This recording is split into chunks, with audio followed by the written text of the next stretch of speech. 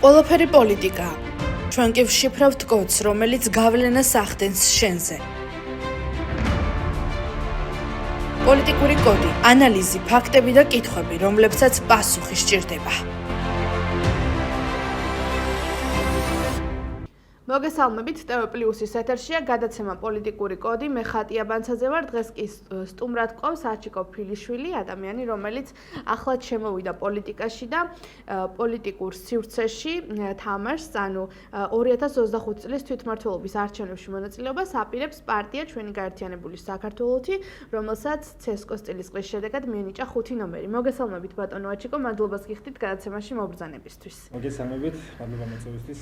მოდით საუბარი პირდაპირ დავიწყოთ იმით, თუ რა მიგიყვანათ აქამდე, ან რა იყო მიზეზი და საბაბი, რის გამოც შემოხვედით პოლიტიკაში. თქვენ ხართ ახალგაზრდა და ეს ალბათ მაყურებელს დაინტერესებს. განსაკუთრებით ბოლო მომენტებში რაც ხდება საქართველოში და ამ წლების განმავლობაში, რომ უამრავი საკითხი გადაუჭრელი როგორც ქვეყანაში, ისევე რეგიონებში, გადავწყვიტე, რომ შორიდან აღარ უყურო და ჩავერთო პროცესებში და ჩემი წვლილი შევიტანო როგორც ქვეყნის, ისევე რეგიონის განვითარებაში. თქვენ ბოლო პროცესებს რას გულისხმობთ?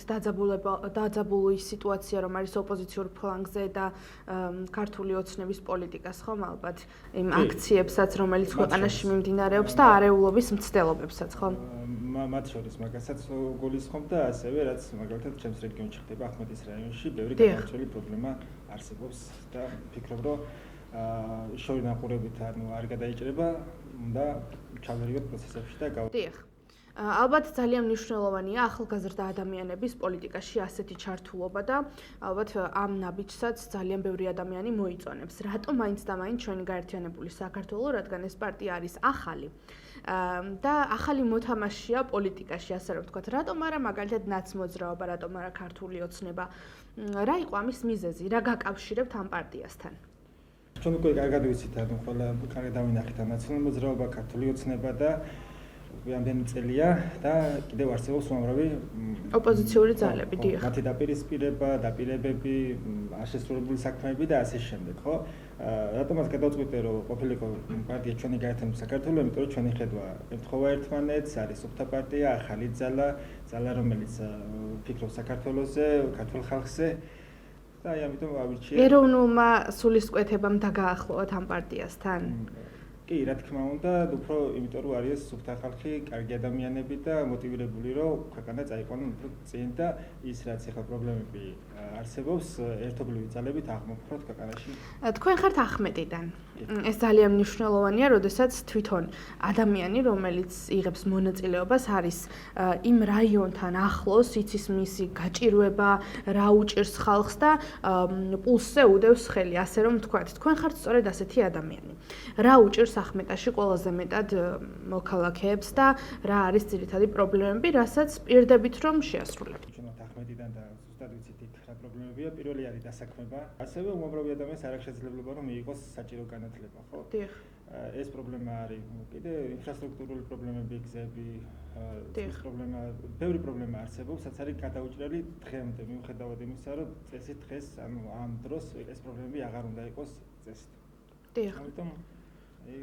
ამას პირდებით მოქალაქეებს, რომ თქვენ მათ პრობლემებს მოაგვარებთ. ჩვენ ვიქნებით ის გუნდი, რომელიც გულთან მიიტანს რეგიონის პრობლემებს, თითოეული ადამიანის პრობლემას და ვიზრუნოთ, რომ ეს საკითხები იყოს გადაჭრილი. დიახ. საინტერესოა, ეხლა ალბათ მაყურებელს საინტერესებს, აქამდე თუ ყოფილხართ რომელიმე პოლიტიკურ პარტიაში.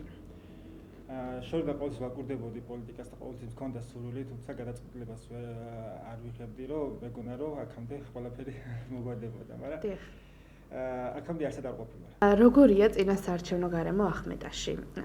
ქართული ოცნება და ნაციონალური მოძრაობა აღარ იღებს ახლა მონაწილეობას, თუმცა არიან სხვადასხვა ოპოზიციური ძალები, რომლებიც აქტიურად წინასაარჩევნო კამპანიაში არიან შესულები. ეს არის პარტია ლელო, პარტია გახარია საქართველოსთვის, იაგო ხვიჩიას გირჩი და ალტინფოც იღებს მონაწილეობას. როგორია წინასაარჩევნო გარემო და რაიმე ისეთ ფაქტებს ხომ არ შესწრები ხართ მოსყიდვის ან ასე შემდეგ?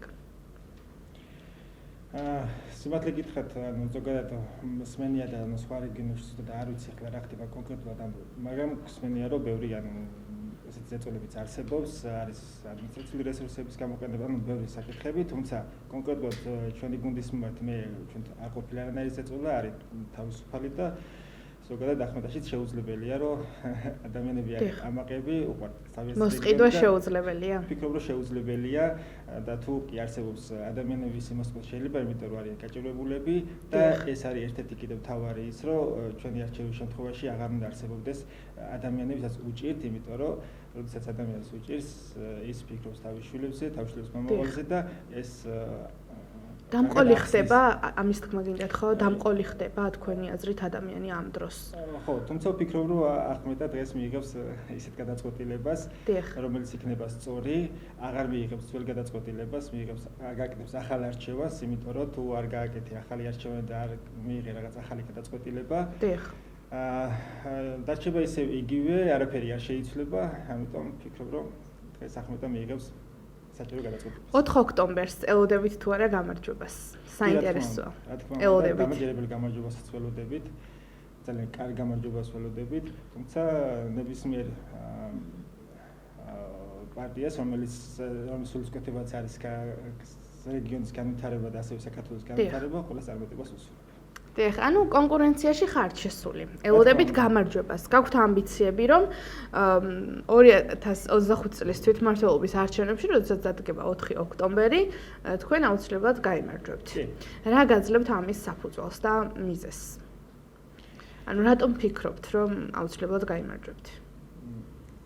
იმიტომ ვფიქრობ, რომ უკვე დავინახე ადამიანებს ჭირდებათ, ახმეტას ჭირდება სიახლეები, იმიტომ რომ გაჩერებულია რამდენი წელია უკვე ერთი და იგივე, მაგრამ მათ ჭირდება და სიახლეები, ამიტომ ვფიქრობ, რომ ის აირჩევს ახალ სუფთა ძალას, იმიტომ რომ თუ გადავხედოთ დანარჩენ პარტიებს, ფაქტიურად ჩვენ ვართ ერთადერთი პარტია, რომელიც მოდის აქვს სუფთა ისტორია და აი ამიტომ გავიმარჯვებთ ჩვენ.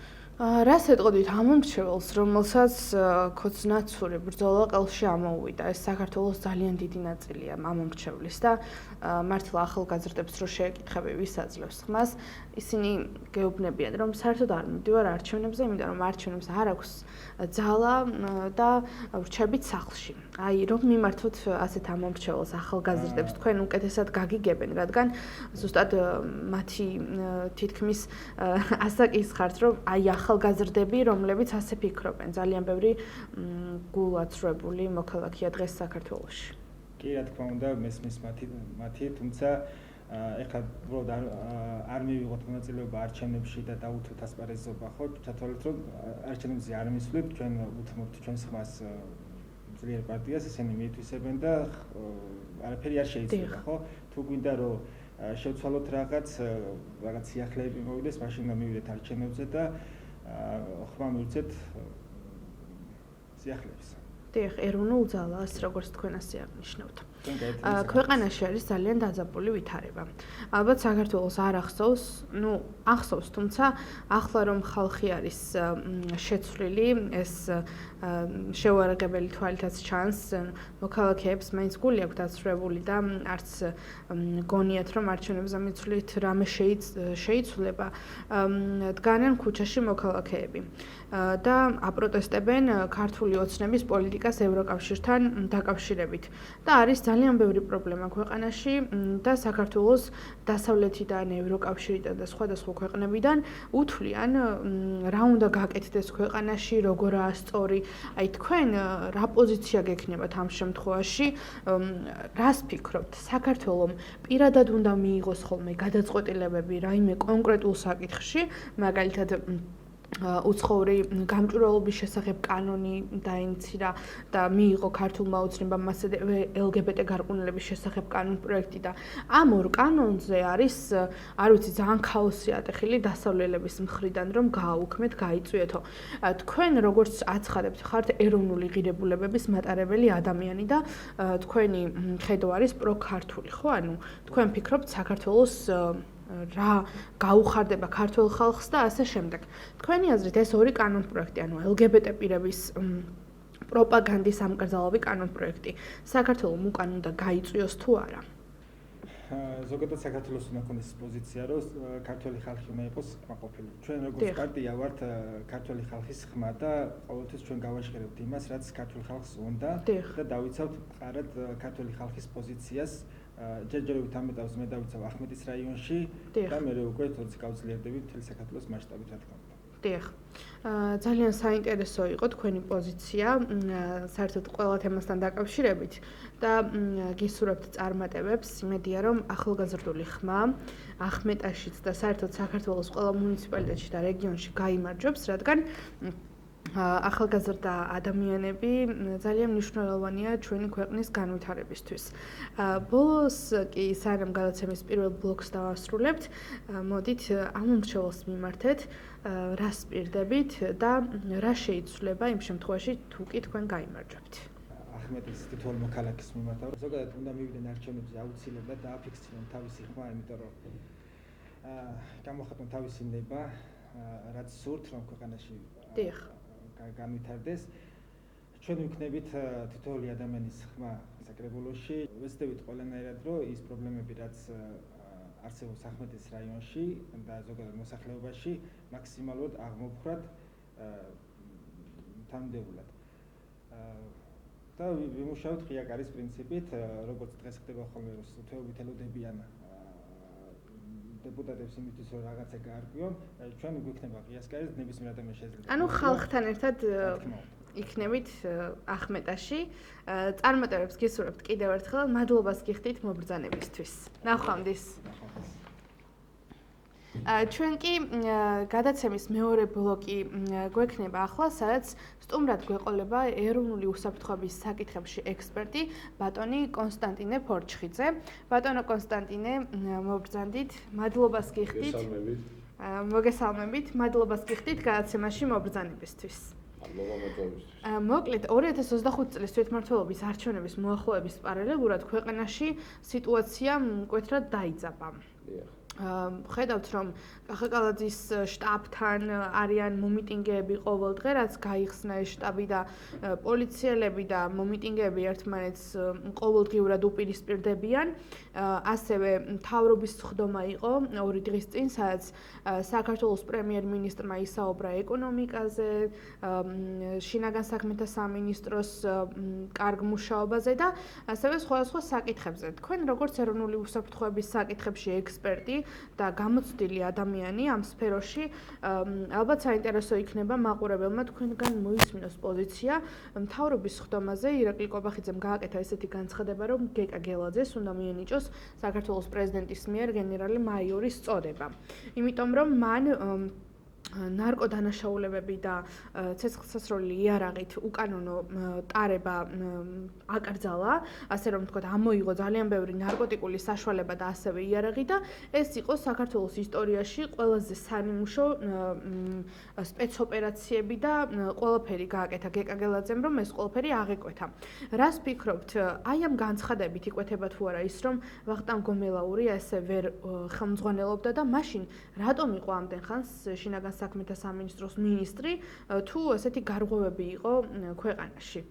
შევეცდები გიპასუხოთ ალბათ პირველ ნაწილში, რაც ხდებოდა დღეს გუშინ უпроსორებ ქართული ოცნების შტაბთან. ეს არის შედეგი, მინდა გითხრათ, შედეგი იმ პოლიტიკისა, რასაც ძალოვანი უწყებები ატარებენ ამ ბოლო პერიოდის განმავლობაში. თითქოს თქვენ შეკითხვაში ჩანს ეს კონტრასტი, ხო? იგივე კონტრასტს რას გულისხმობ, ახლა ვიგეთქვით, ცალკე მიდის დაჯილდოვება, გარკვეული სამუშაო შესრულების გარკვეულ სეგმენტში, ეს თავისთავად კარგია, ბუნებრივია, მაგრამ არის კიდევ პრობლემატიკა, რომელშიაც ძალოვანი უწყებები, ასე ვთქვათ, თავიანთი პასიურობით ძალიან მძიმე შედეგები შეიძლება მოყოს ამ პასიურობას. რას გულისხმობ, კერძოდ გეტყვით ახლა. ჩვეულებრივად ჩვენ ვიცით, რომ პოლიტიკური, ასე ვთქვათ, საარჩევნო წელიწადია დღეს, ხო? ადგილობრივი თვითმმართველობის არჩევნებია მომდგარი კარს და ეს თვითმმართველობის არჩევნებიც კერძოდ კი საარჩევნო ეს ორი თვიანი მას. გარემოს პროცესი საარჩევნო გარემო მეტად დაძაბულ ვითარებაში მიმდინარეობს, ხო? და დაძაბულობას ქმნის ზუსტად ის პოლიტიკური ძალები, ვინც არიან ქვეყანაში განწყობილები ისე, რომ მოახდინონ რევოლუცია, ანონსებენ რევოლუციურ პროცესებს და ცდილობენ, რომ ქვეყანაში მოახდინონ კიდევ ერთი სახელმწიფო გაატრიალება. უკაცრავად ბატონო კონსტანტინე ჩაგეკითხებით აქაც თქვენი აზრით, როგორც ეროვნული უსაფრთხოების საკითხებში ექსპერტი, მაინტერესებს თვლით, რომ 4 ოქტომბერს მოხდება რევოლუცია, ხალხი უნდა ელოდოს ამას? არ ვთვლი, იმიტომ რომ ამას ჭირდება კრიტიკული მასა. და კრიტიკულ მასის შექმნას კიდევ ჭირდება შესაბამისი მუშაობა და შესაბამისი განწყობა ხალხის, ხო?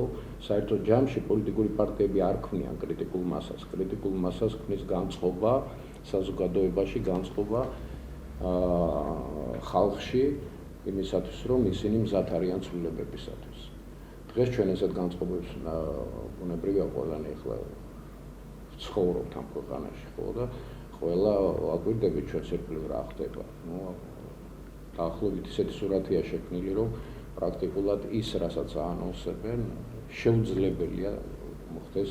ლევან ხაბეიშვილის მეთაურობით შეიძლება ეს დაანონსდეს როგორც სახალხო ასეთი მღელვარება, რევოლუციისკენ მოწოდება, მაგრამ მე მინდა საზოგადოებას შევახსენო, რომ რევოლუცია გახლავთ კლასიკური ფორმა სახელმწიფო გაატრიალების. და როგორც არ უნდა მოინათლოს ეს, რომ რევოლუცია კარგია, ის არის დასჯადი ქმედება სახელმწიფოს მიერ. მშვიდობიან რევოლუციას არ ქმევენ. არავით არ მშვიდობიან რევოლუცია არ არსებობს. რევოლუცია და არც ის რევოლუცია, რომელიც 2004 წელს იყო, 4 წელს შედგა, ასე ვთქვათ, ჭყალებში, ეს იყო ტიპიური მცოცავი სახელმწიფო გაატრიალება, როდესაც ხელისუფლება იყო მზად ამისთვის, რომ გადაებარებინა ხელისუფლება იმ პოლიტიკური სპექტრისთვის, ვინც იყო მისი სამართალ ჭყალებში მემკვიდრე, ხო? ვისაც თვლიდა ის მომავალში თავის სამართალ მემკვიდრედ. ესე იყო თუ გავიხსენოთ, ხო? მოქალაქეთა კავშირი კი არ დაიშალა და ამ გაშლის ნიადაგზე ყველაფერი აღმოცენდა მაშინ მოქალაქეთა კავშირის წიაღში. ისევე ხდება დღეს ანალოგიური სქემა, ნაციონალური მოძრაობის წიაღში უნდა ამის გაშლა, გაიშალნენ ეს ყველა ერთიანად მთლიანად არის კოლექტიური ნაციონალური მოძრაობა. მათ აერთიანებთ ერთი იდეოლოგიური ღერძი. საბოლოო ჯამში ჩვენ მივიღებთ იმას, რასაც მივიღებთ და აქ უმნიშვნელოვანესი როლი ზუსტად ძალოვანი უწყებების ასე ვთქვათ ხიზელ და მათ პროფილაქტიკურ საქმიანობაზე იქნება უფრო მეტად დამოკიდებული იმისათვის, რომ არ მოხდეს ის, რაც მოხდა აი გუშინ ასე ვთქვათ აი ეს შეხლა შემოხლა ახალგაზრდებს კალაძის შტაბთან გულისხმობ ხომ? კალაძის შტაბთან გულისხმობ ამას. ეს მეტად საშიში პრეცედენტია მინდა გითხრათ რა. იმიტომ რომ როდესაც ხელისუფლება ანუ ის ვისაც ეს ავალია უშუალოდ ვერ ახორციელებს თავის პრევენციულ ღონისძიებებს თავის დროზე არაპროფესიულ დონეზე, ხო? საბოლოო შედეგად მივიღებთ ამ. რამდენი ხანია ჩვენ ვაკვირდებით აი ამ ოლე-ოლეს ძახილს ქუჩაში? რამდენი ხანია უყურებთ? ჩვენ მაჩზეც ვნახეთ ასეთი შეძახილები. ამაზე თვალს ხუჭავს ძალოვანი უწყებები, ხო? დიახ. ზოგჯერ შეიძლება გარკვეული პოლიტიკური კონიუნქტურიდან გამომდინარე, ზოგჯერ ეს შესაძლებელია მათი უმოქმედობა დანაშაულის ტოლფასიც კი იყოს. აქ პირდაპირ ახლა ამ შემთხვევაში, როდესაც საარჩევნო პროცესია ჩართული პოლიტიკური ძალები, ერთ-ერთ შტაბთან მიუვარდნა და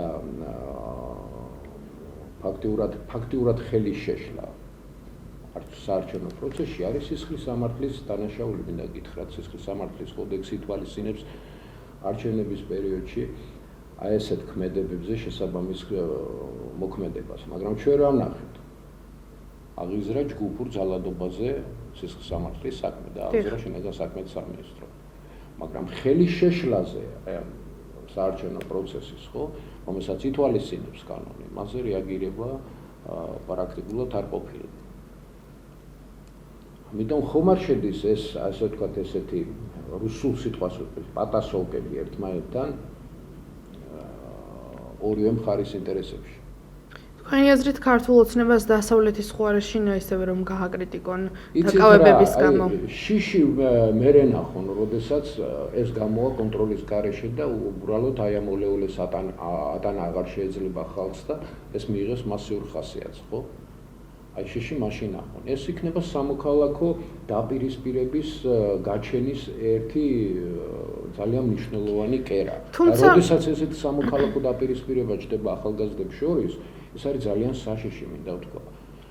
იყო იქ იარაღიც, ხო, თქვენ ახსენებთ. დიახ, იარაღიც ამოიღო შინაგან საქმეთა სამინისტრო. როდესაც თბილისის ქუჩაში დასეირნობს, ასე ვთქვათ, ავტომატიანი ადამიანი და როდესაც მისი სახლიდან იღებენ კიდე მთელ არსენალს 22 იარაღი კოლექციონერი ყოფილა. მე დარწმუნებული ვარ, რომ ასეთი არსენალები ძალიან ბევრი იქნება.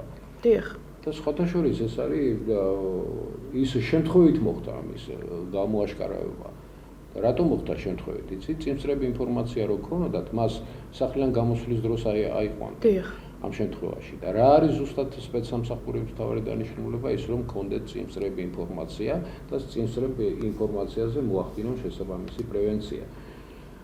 ღმერთმა გადაგვარჩინა ჩვენ არ ვიცით იქ რა იყო, რა პროვოკაცია იყო დაგეგმილი. ასეთი პროვოკაციები იქნება და ამიტომ მეტი ყურადღება სჭირდება სახელმწიფო სტრუქტურებს იმისათვის რომ წინ აღუდგენ ასე ყოველგვარ ასეთ გამოვლენას მით უმეტეს აი ამ ფაზაში, რა ფაზაშიც ახლა ჩვენ ვყოფებით და ჩვენი პოლიტიკური ცხოვრება იმყოფება, ხო, წინასაარჩევნო ბატალიებში. დიახ, ბატონო კონსტანტინე, ჩაგეკითხებით, თქვენ ახსენეთ სამოქალაქო ომი. ქართულ ოცნებას მე ვახსენე სამოქალაქო დაპირისპირება, დიახ. დაგიფარო სამოქალაქო ომისაგან. ქართულ ოცნებას ყავს ისეთი ამომრჩეველი, რომელიც ხშირად ერიტება ქუჩაში გამოსვლას, ან რაიმეს გაპროტესტებას. და ეს ამომრჩევლები ძირითადად საჯარო სამსახურებში დასაქმებული ადამიანები არიან და ადმინისტრაციული რესურსია. როგორ ფიქრობთ, მაინც მოხდება ეს სამოქალაქო დაპირისპირება? სამოქალაქო დაპირისპირება მე ვფიქრობ, არა, იმიტომ რომ მივდივარ ისე იმაზე ვარ, რომ კრიტიკული მასა ამისთვის საჭირო, კრიტიკული მასა საჭირო და ეს დაპირისპირება, ასე ვთქვათ, თუ მაგაში ჩართული არ არის თვითონ ხელისუფლებაც, ხელისუფლების გარკვეული შტოები. მე არ ვიძახი ხოლმე ის გამყიდველები, ვინც შეიძლება იყვნენ და მოიაზრებოდნენ ხელისუფლებაში და ასეთებიც ყავთ, მინდა გითხრათ, ძალიან ბევრი. ბატონმა პრემიერ-მინისტრმაც განაცხადა, რომ ძალიან ბევრი შეგზავნილი იყო. კიდევ ვიმეორებ ჩვენი საზოგადოების გასაგონად. არც ერთი რევოლუცია არ მოხდარა ბუნებაში თუ ამაში არ მონაწილეობდა ხელისუფლება გარკვეული ფორმით. გარკვეული ნაწილები, გარკვეული ასე ვთქვათ სეგმენტით.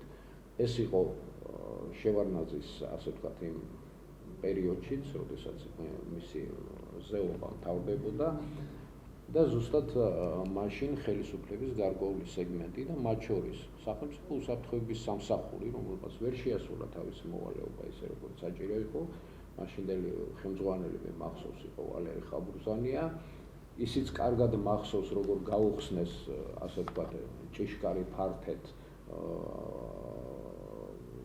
სახელმწიფო უსაფრთხოების მაშინდელმა ხელმძღვანელებმა იმისათვის რომ მიხეილ სააკაშვილი შევარდნილიყო მაშინ რაფია პარლამენტის შენობაში, ამიტომ ვიმეორებ რომ ყოველ ასეთ რევოლუციას ყავს თავისი მოკავშირეები ხელისუფლებაში. ამიტომ უმთავრესი დღეს რაც უნდა განხორციელდეს, ხო, უნდა მოხდეს ხელისუფლებაში ასეთი ადამიანების გამოვლენა და მათი ჩამოცილება სახელისუფლებო ბერკეტებისაგან.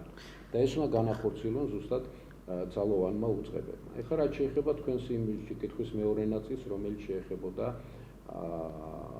ნარკოტიკებთან ასე ვთქვათ ბრძოლას. მე სამსახურეობრივად მიწევდა თავის დროზე ამ მიმართულებით მუშაობა და უნდა ვთქვა თავშივე, რომ ეს არ გახლავთ მხოლოდ ერთი სამსახურის მიერ მუშაობის შედეგი. ეს უნდა ხორციელდებოდეს კომპლექსში და მასში ჩართული უნდა იყოს როგორც სახელმწიფო უსაფრთხოების სამსახური, ისევე დაზვერვის სამსახური, დაზვერვის სახელმწიფო სამსახური, რომელიც აღარ არის დღეს და შეუერთდა სახელმწიფო უსაფრთხოების სამსახური, შინაგან საქმეთა სამინისტრო, საზღვის დაცვის სტრუქტურები, მიგრაციის სამართლო უმნიშვნელოვანესი სტრუქტურა გახლავთ შინაგან საქმეთა სამინისტროში, რომელსაც რომელზედაც დიდი დატვირთვა უნდა გადადიოდეს რა, მათ მძლავ ოპერატიულ მუშაობაზე ბევრი რამეა დამოკიდებული. იმიტომ რომ უკანონო მიგრანტები გახლავთ და დღეს თუ დავაგვირდებით, კაია ეს ყველაფერი რომ გამოაშკარავდა ბევრი ამოღებული იქნა, მაგრამ ტრადიციულად ამოღებული იქნა ეს იმ რაიონებიდან და იმ უბნებიდან, სადაც ტრადიციულად იყო ასეთი ასე ვთქვათ ნარკოტიკების გამსაღებლები. მე ახლა მხედველობაში მაგ არავის შეურაცხყოფას არ ვაყენებ, მაგრამ ვიცი ჩვენ ესეთი რაიონები, მაგალითად თბილისში ეს არის ფონიჭალის მიმდებარე ტერიტორია და ასე შემდეგ წლების განმავლობაში ეს აუღებელი ციხესიმაგრე იყო. მაგრამ სანამ ფონიჭალამდე მოვა ეს ნარკოტიკი, სანამ ის გავა ქსელში, როგორც დისტრიბუციის ქსელში და ჩვეულებრივად მივა ბჭყალებში ამ მომხმარებლამდე, ხო, ამ დაავადებულ ადამიანებამდე, მანამდე უნდა იყოს ის აღკვეთილი. ანუ ის აღკვეთილი უნდა იყოს საზღვარზე, უნდა იყოს არ უნდა იქნას დაშვებული აი ამ მისი შემოსვლა საქართველოს ტერიტორიაზე. ჩვენ გავიხსენოთ აი ამ პერიოდების განმავლობაში, რაც ქართული ოცნება მოვიდა ხელისუფლებაში, რამდენი ფაქტი იქნა გამოვლენილი საკმაოდ სერიოზული, ხო? 3 ტონა ნახევარი ნარკოტიკი გავიხსენოთ იგივე შინაგან საქმეთა სამინისტროს მიერ ამოღებული თავის რამოდენიმე წლის უკან, ხო? მაგის შემდეგ იყო კიდევ ბევრი ასეთი შემთხვევები. მათ შორის იყო შემთხვევა, როდესაც ტონა 200 ჰეროინის ტრანსპორტირებაზე იყო საუბარი და სხვათა შორის ჩვენმა სომეხმა კოლეგებმა დააკავეს ეს სომხეთის ტერიტორიაზე, რომელიც განკუთვნილი იყო საქართველოს ტერიტორიაზე გავლით, ნაშესული იყო რუსეთში, ხო? ანუ ეს არის გლობალური პრობლემა, რომელიც განპირობებულია ჩვენი გეოგრაფიული მდგომარეობით, მინდა ვთქვა. და რა ჩვენ ვართ კორიდორი არა მარტო აი ამ იმისთვის, რა ქვია, ტვირთების გასატარებლად და ნავთობრესურსების, ასე ვთქვათ, ტრანსპორტირებისათვის, არამედ კორიდორი ვარ ზუსტად იარაღისა და ნარკოტიკების უკანონო ტრაფიკისათვისაც, მინდა ვთქვა. იმიტომ რომ ჩვეულებრივად სადაც არის ნარკოტიკი, იქაც არის იარაღის ტრაფიკიც. და არაერთი ასეთი სკანდალური ინფორმაცია ყოფილა და გავრცელებულა, მათ შორის რამოდენიმე წლის უკანაც იყო ესეთი შემთხვევები, გახსოვთ, როდესაც იყო დაპირისპირება, პირველი დაპირისპირება სომხეთსა და აი ამ აზერბაიჯანს შორის, მაშინ სულ რამოდენიმე წლის უკან მე არ გულისხმობ, აი ახლა დამთავრებულ ომს, რომელიც მათ შორის ასე ვთქვათ არის ზავით და თითქოს გასავით დამთავრდა, ხო? მაშინ რაც იყო ესეთი პრობლემატიკა. მაშინ საუბარი იყო იარაღით უკანონო ვაჭრობაზე და ტრაფიკზე. საუბარი იყო იარაღის უკანონო მიწოდებაზე და ამაში საქართველოს ტერიტორიის გამოყენებაზე, ხო? კიდევ ვიმეორებ, სადაც არის იარაღით უკანონო ტრაფიკი, იქ არის იარაღი ნარკოტიკებით უკანონო ტრაფიკიც. ამიტომ ბრძოლა არ უნდა ატარებდეს ხასიათს, როგორც ასეც მიმართულს მხოლოდ ეგრეთ წოდებული 1-2 ჟარგონს ვიხმარ ბარიგის დაკავებით და ასე შემდეგ, ხო? ეს ბარიგები ყველა ცნობილია, მინდა გითხრათ, გადაწელების განმავლობაში. და მათ ჯერ კიდე ადრეულ პერიოდებში, იგივე შევარდნაძის ეპოქაში თავიანთი მფარველები ყავდათ, იგივე ძალოვან უწყებებშიც და ასე შემდეგ, ხო? ის რომ ასე სწრაფად იმოქმედა ძალოვანმა უწყებამ, ეს მათი დამსახურებაა, მინდა ვთქვათ, მაგრამ სწრაფად ვერ იმოქმედებ, თუ არ გაგაჩნია შესაბამისი ინფორმაცია. ანუ ინფორმაცია მათ ჰქონდათ, ესმით რა შეესაბამება. ინფორმაცია ჰქონდათ და ამ ინფორმაციაზეც სწრაფი რეაგირება იმიტომ მოახდინეს, ბუნებრივია. ამიტომ გარკვეულწილად, ხო, ეს შეიძლება პლუსში ჩაეთვალოს დღევანდელ ძალოვან უწყებას, მინდა ვთქვა, იმიტომ რომ ყოველი ასეთი შემთხვევის გამოვლენა ეს ჩათვალეთ, რომ არის პლუსი და შესაბამისად. მაგრამ არის ბევრი პრობლემა და ვამახვილებ ამ ბევრ პრობლემაზე, იმიტომ საჭიროა კომპლექსურად ამ საკითხისადმი მიდგომა. კომპლექსურ მიდგომაში რას გულისხმობ? მეტ კოორდინაციას ძალოვან უწყებებს შორის. იგივე სამი სტრუქტურა, რომელიც მნიშვნელოვანია დღეს, სახელმწიფო უსაფრთხოების სამსახურს, იგივე თავდაცვის სამინისტროს დაზვერვის სამსახურს, იგივე შინაგან საქმეთა სამინისტრო შესაბამის სტრუქტურებს და იგივე საზღვრის დაცვის სახელმწიფო ასე ვთქვათ დეპარტამენტს, ხო? აი ამ სტრუქტურებთან ურთიერთგაცვლა და კოორდინაცია მნიშვნელოვანია. დღეს ორგანო, რომელიც ამას განახორციელებს პრაქტიკულად საქართველოში არ არსებობს.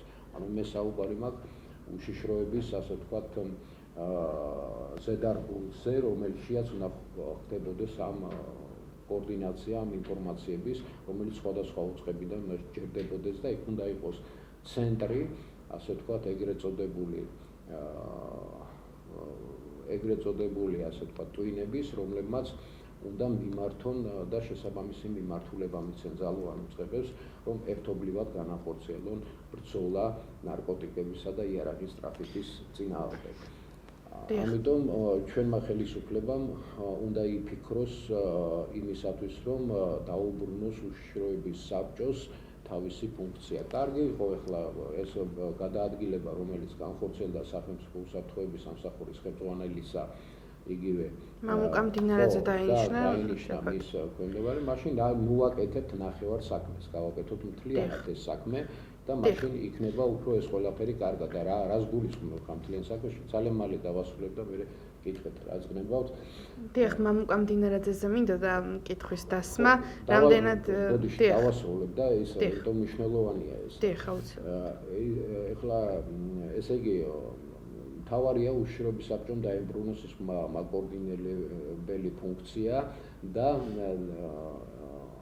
მიმართულებების და მიხედვით მოკლედ რომ თქვა, აქ უნდა იყოს დაიხრიდეს თავს მთელი ინფორმაციები ყველა ძალოვანი უწყებიდან, წინსწრები ინფორმაციები, იმისათვის რომ განისაზღვროს რისკები შესაბამისად და შესაბამისად იქნა შეფასებული ოპერატიული ვითარება ქვეყანაში, კერძოდ აი ამ მიმართულებით, რაც შეეხება კონკრეტულად ამ შემთხვევაში იარაღის ტრაფიკს და ნარკოტიკების ტრაფიკს საქართველოში.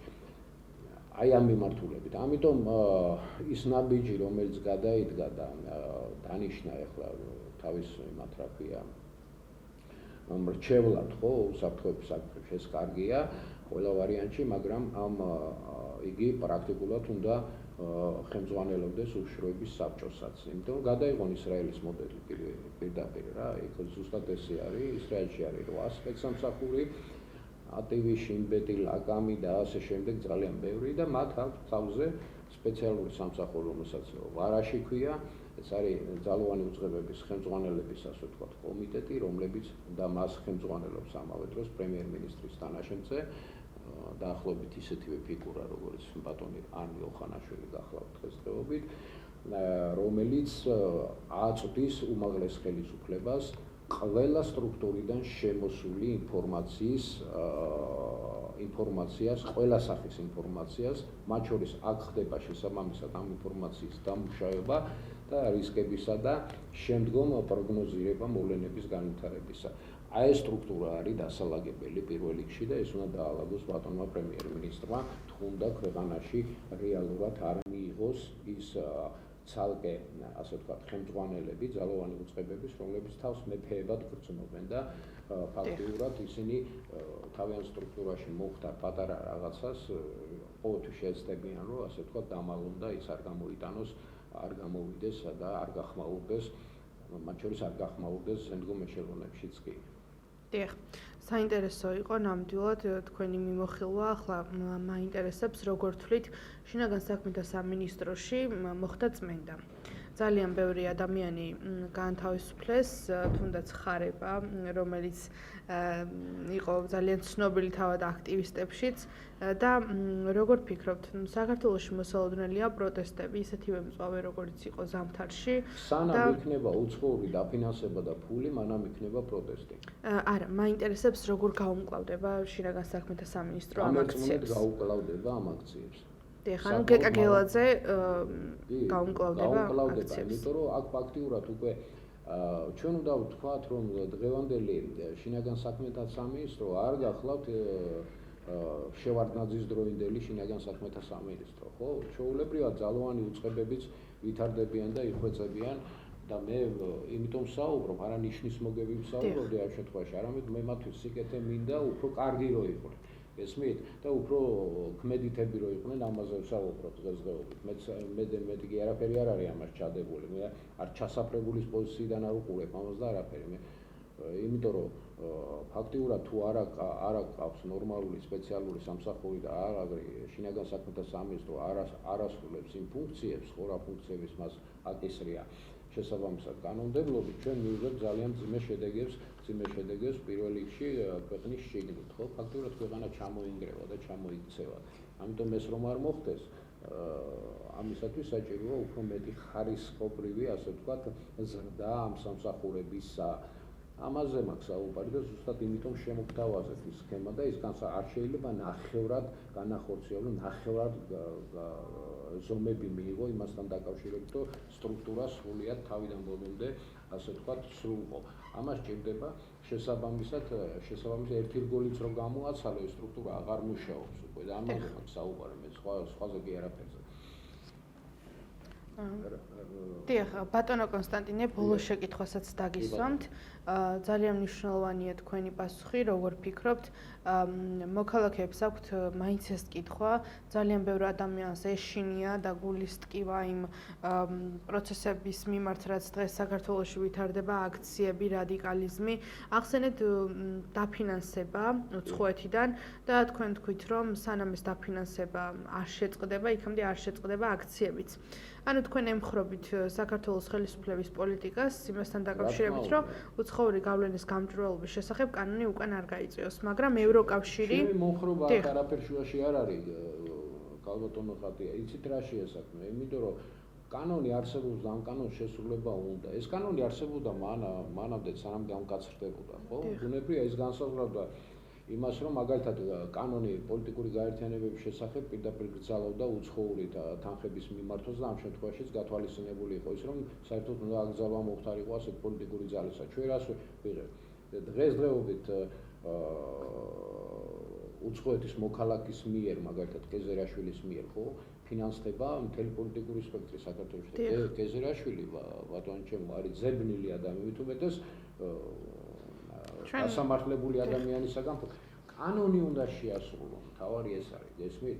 და ეს პრობლემები არ იქნება. როდესაც კანონი არსებობს და კანონს ვერ ასრულებს ძალოვანი უწყება, ესე იგი რაღაცაშია პრობლემა, ხო?